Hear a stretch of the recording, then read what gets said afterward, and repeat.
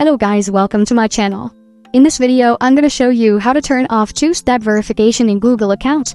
It is a fast and easy tutorial. So, if you have two-step verification in Google account and you will want to disable, let me show you how you can disable it with these few and simple steps. The first thing is to head over to your browser. If you have not logged into your Google account, make sure you log in so that we can continue smoothly. Tap here on your profile. Next, look for Manage your Google account and tap on it. After it has opened, these details will be visible. You need to scroll and click on Security, Settings and Recommendations to help you keep your account secure.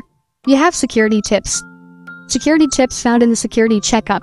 Scroll down, and you will see two-step verification. Tap on it, then you will see Turn off two-step verification. Tap on it and two-step verification in Google account will be turned off. Your account is more secure when you need a password and a verification code to sign in.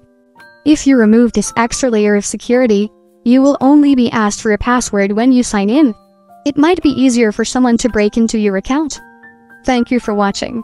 If this video was helpful, please leave a like and subscribe to my channel for more videos like this. And click on that notification bell to never miss an update.